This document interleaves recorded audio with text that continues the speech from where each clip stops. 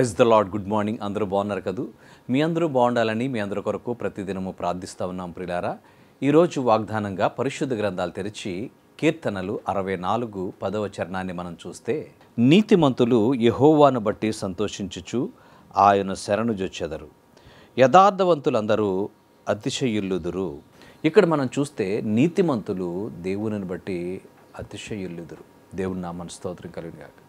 దేవుని బట్టి సంతోషిస్తారు, అతిశయిస్తారు అనేటువంటి మాటను తెలియజేశాడు. ఎవరు వారు? నీతిమంతులు.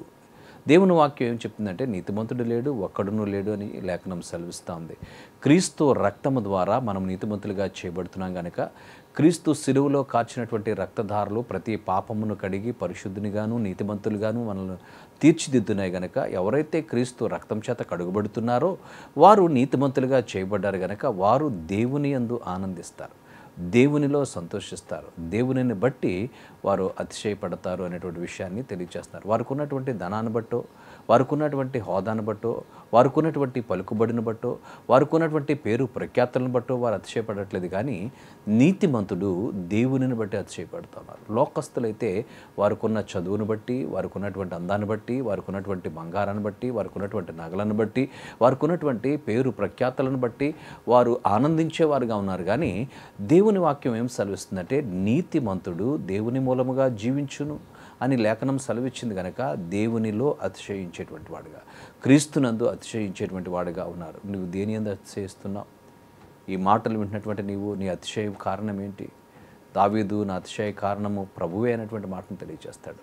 కనుక అతనికి ఉన్నటువంటి గుర్రాలను బట్టో, అతనికి ఉన్నటువంటి రౌతులను బట్టో అతడు అతిశయించట్లేదు, కానీ దేవునిని బట్టి అతిశయపడతా ఉన్నాడు. మనము కూడా దేవునిని బట్టి అతిశయించే వారిగా ఉన్నప్పుడు దేవుని కార్యాలు మన జీవితాల్లో మనం చూడగలుగుతాం.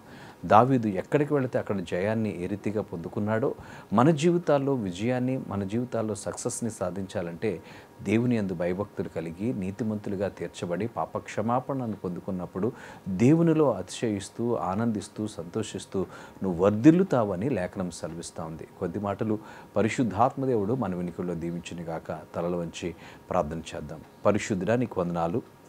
ఈ మాటలు మా వినికిల్లో దీవించండి నాయన. నీతిమంతులు నీ యందు ఆనందిస్తారని, సంతోషిస్తారని నీ లేఖనాల ద్వారా నువ్వు మాట్లాడావు. నీ మాటల కొరకే నీకే కృతజ్ఞతాస్తుతులు చెల్లిస్తున్నాం నాయన. నీ మాటలు మా వినికిల్లో దీవించి నీ కృపలో వర్ధల చేయమని నడుచుంటున్నాం నాయన. మమ్మల్ని నీతిమంతులుగా తీర్చిదిద్దావు. ఈ ప్రోగ్రాం చూస్తున్న ప్రతి బిడ్డపై నీ కృపనివ్వండి, నీ సన్నిధి తోడుగా ఉంచి నడిపించమని ఘనత మహిమ ప్రభావాలు నీకే చెల్లిస్తూ యేసయ్య అత్యున్నత నామమున అడిగి వేడుచున్నాము తండ్రి. ఆమేన్.